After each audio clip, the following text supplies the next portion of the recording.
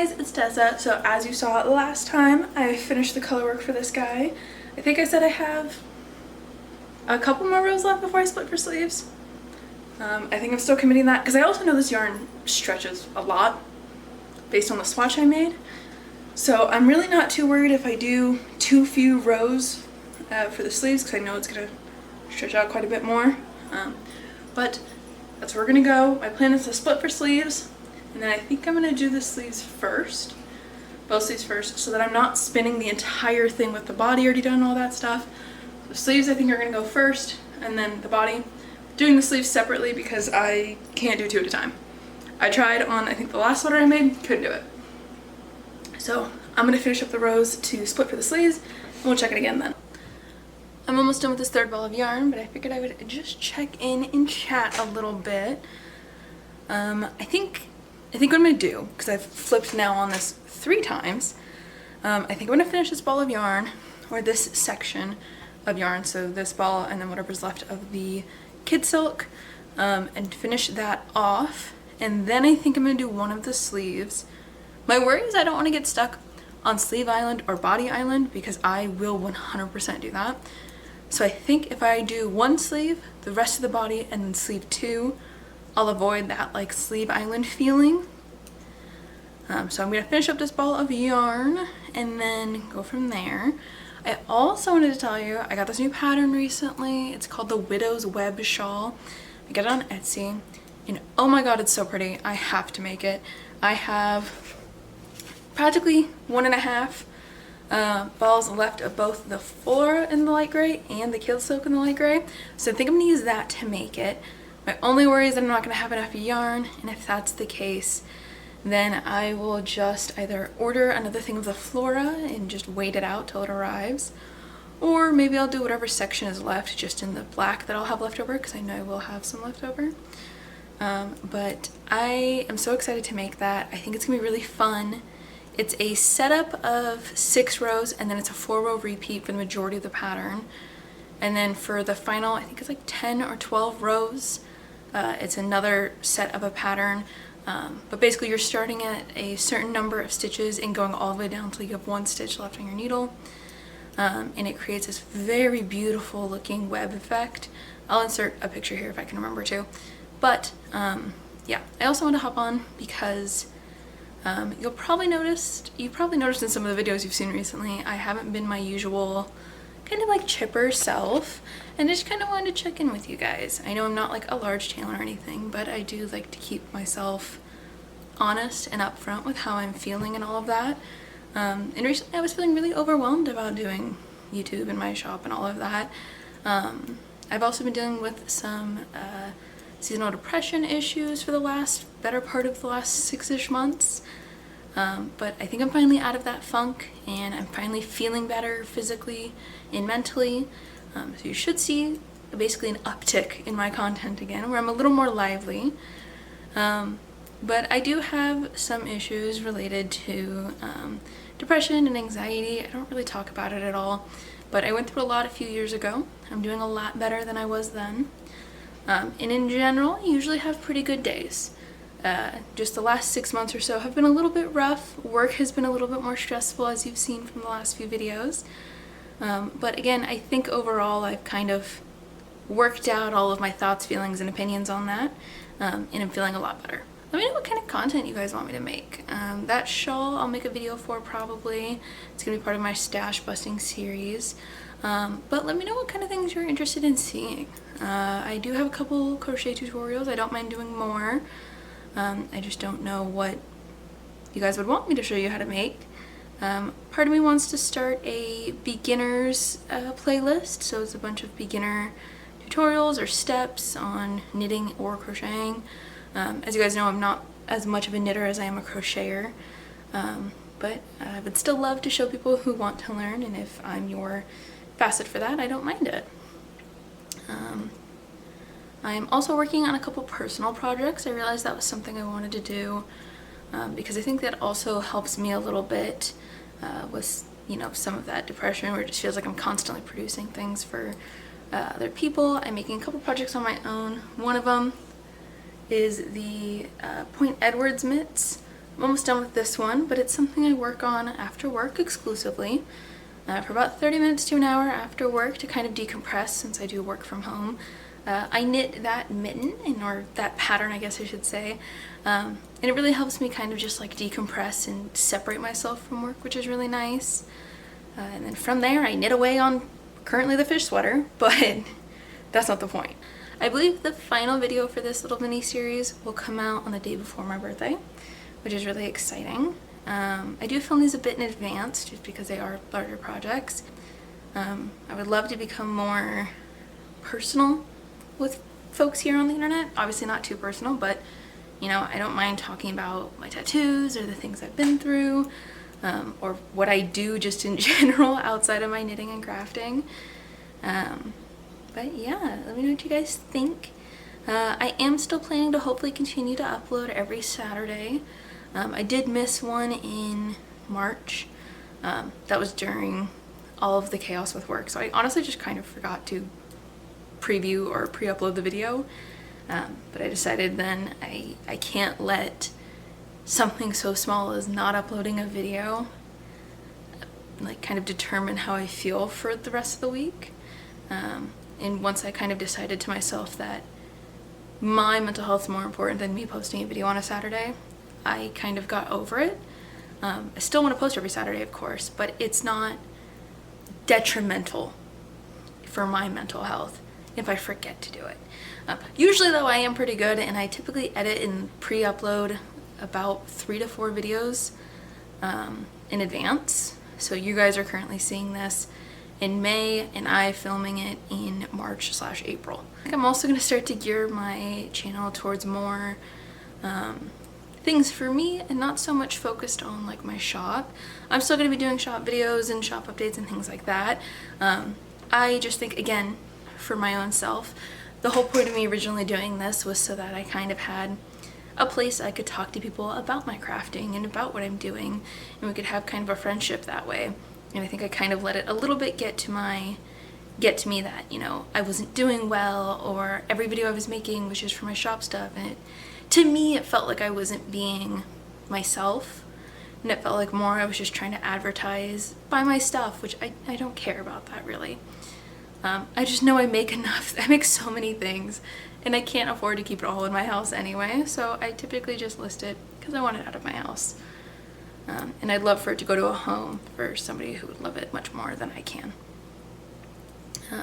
But yeah, that's kind of the little shift you're gonna see on the channel. If you have any questions or have any suggestions for videos or just things you want to hear from me in general, please let me know. I'm also hoping once we hit 500 subscribers, I think I'm going to do a giveaway. I don't know of what yet. Probably some sort of crafting supplies like a yarn bowl and some hooks or needles. It might even be some yarn. It might even be a free item from my shop. I don't really know. It just kind of depends on what you guys think. But yeah, time to get back to our regularly scheduled programming. Okay, so I got through the first sleeve. You can see all my stitch markers here. I'm keeping them on until I do the second sleeve because that will make it so I can just transfer them over when I'm supposed to do my decreases.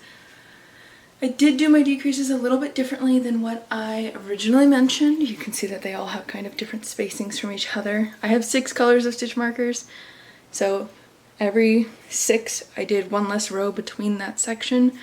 So I think I started with 5 rows, then decrease, then 4 rows, decrease, 3 rows, decrease, 2 rows, decrease. I ended up with 60 stitches at the end. I think I'm fine with that. If I did the 48, I think it would just be too tight on my hand. But I don't mind the 60, I think it works out. Also, I think my yoke is actually sitting at a pretty decent height, because my sleeve starts like right at my underarm, just a little bit lower, probably like an inch away from it, which is nice. I also started working on some of the length of the body now. I got through the ball of yarn that was connected from the original yoke, and now I'm gonna add the second ball of yarn.